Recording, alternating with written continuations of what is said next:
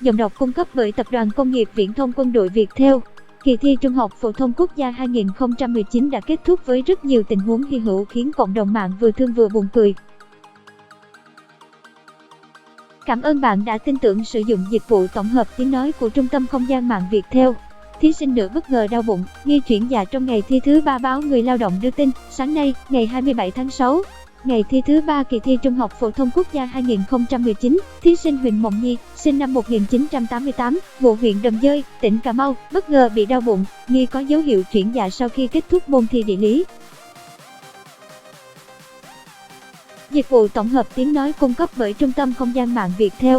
Nữ sinh mang thai tháng cuối được chồng dìu đến bệnh viện. Ảnh Báo Cà Mau. Lúc này, hội đồng thi nhanh chóng chuyển chị Nhi đến bệnh viện Sản Nhi Cà Mau để thăm khám và điều trị.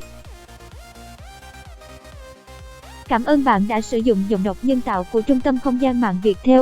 Trưa ngày 27 tháng 6, bác sĩ Võ Thành Lợi, giám đốc bệnh viện Sản Nhi Cà Mau, cho biết thí sinh Mộng Nhi chỉ bị đau bụng, chưa có dấu hiệu chuyển dạ nên đã được cho về nhà. Bản quyền thuộc về Trung tâm Không gian mạng Viettel.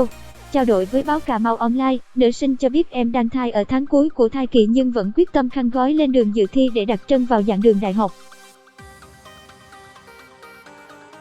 Tiếng nói từ Trung tâm Không gian mạng Viettel. Trộm viếng thăm nhà nhân để lại thẻ dự thi và chứng minh nhân dân cho thí sinh em Nguyễn Thị Quỳnh Anh, HS lớp ngày 12 tháng 6 trường Trung học phổ thông Trần Cao Vân, ngụ phường An Mỹ, thành phố Tam Kỳ, Quảng Nam, kể lại, vào tối ngày 24 tháng 6, sau khi ôn bài, Quỳnh Anh này để ví tiền, chứng minh nhân dân và thẻ dự thi trên bàn để sáng hôm sau tiện lấy đưa đi thi. Tuy nhiên, khoảng 5 giờ 30 phút sáng ngày 25 tháng 6, Quỳnh Anh thức dậy thì hoảng hồn khi phát hiện một cái laptop, chiếc ví có khoảng 4 triệu đồng không cánh mà bay. Dịch vụ tổng hợp tiếng nói được phát triển bởi Trung tâm Không gian mạng Viettel. Quỳnh Anh may mắn khi không gặp rắc rối về giấy tờ trước buổi thi. Ảnh Người Lao động lục tìm trong nhà, gia đình nữ sinh này thở phào khi phát hiện thẻ dự thi và chứng minh nhân dân của Quỳnh Anh được tên trộm vứt lại trong nhà. Bạn đang nghe tiếng nói nhân tạo từ Trung tâm Không gian mạng Viettel. Em cảm thấy mình khá may mắn vì không gặp rắc rối trước buổi thi. Tiền bạc mất rồi có thể làm lại chứ nếu mất các giấy tờ không thể dự thi được chắc em rơi vào tình cảnh điêu đứng. Quỳnh Anh chia sẻ và tự tin cho biết bài thi môn ngữ văn em làm được khoảng 80%. Giọng đọc cung cấp bởi Tập đoàn Công nghiệp Viễn thông Quân đội Viettel. Dịch vụ tổng hợp tiếng nói cung cấp bởi Trung tâm Không gian mạng Viettel. Không làm được bài, nam sinh ngồi một mình trên thành cầu, chẳng dám về nhà. Hôm 26 tháng 6, MXH xuất hiện hình ảnh nam sinh mặc áo sơ mi trắng, quần đen, bên cạnh là ba lô ngồi trên thành cầu. Cảm ơn bạn đã sử dụng giọng đọc nhân tạo của Viettel. Nam sinh buồn bã, không dám về nhà vì không làm được bài. Bức ảnh này được cư dân mạng đăng tải với nội dung: vừa đi đá bóng về thì gặp ông em này ngồi trên cầu. Bạn đang nghe tiếng nói nhân tạo, phát thanh từ Trung tâm Không gian mạng Viettel. Chẳng biết lý do gì mà lại ngồi như thế.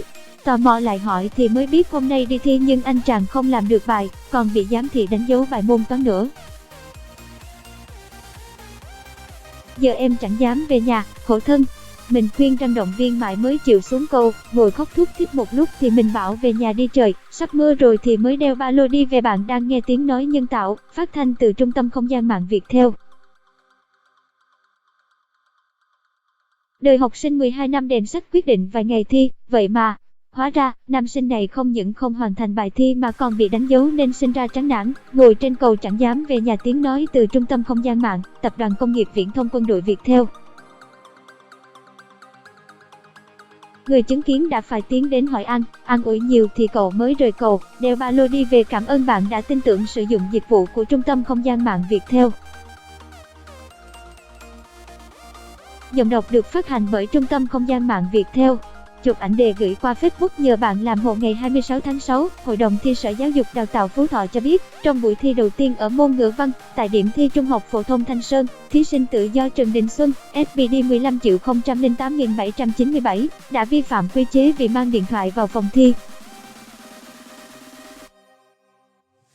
Đề thi được cho là lan truyền trên mạng sau mùng 2 tháng 3. Thời gian làm bài môn ngữ văn sáng ngày 25 tháng 6. Cảm ơn bạn đã tin tưởng sử dụng dịch vụ tổng hợp tiếng nói của Trung tâm Không gian mạng Viettel. Bạn đang nghe tiếng nói nhân tạo, phát thanh từ Trung tâm Không gian mạng Viettel. Trần Đình Xuân, sinh năm 1998, đã gửi đề thi ngữ văn cho Đinh Công Lâm, sinh năm 1997, qua Facebook để nhờ làm hộ. Bản quyền thuộc về Trung tâm Không gian mạng Viettel. Sau đó lại tiếp tục gửi hình ảnh của đề thi cho người tên Trang, là sinh viên Đại học Sư phạm 2 ở Vĩnh Phúc. Bạn đang nghe tiếng nói nhân tạo, phát thanh từ Trung tâm Không gian mạng Viettel. Giải xong câu 2 và 3 của phần đọc hiểu, chị Trang gửi cho anh Lâm để chuyển vào cho thí sinh Xuân. Giọng đọc thuộc bản quyền Trung tâm Không gian mạng Viettel. Nhưng khi đáp án chuyển qua điện thoại cho Xuân thì cũng hết 120 phút làm bài. Ngay sau khi phát hiện trường hợp vi phạm trên, Ban chỉ đạo thi Trung học phổ thông quốc gia năm 2019 tỉnh đã quyết định đình chỉ thi đối với thí sinh và 2 cán bộ coi thi để giao cho Công an huyện Thanh Sơn điều tra làm rõ. Theo Hà Anh, tổng hợp, khám phá, tiếng nói từ Trung tâm Không gian mạng Viettel.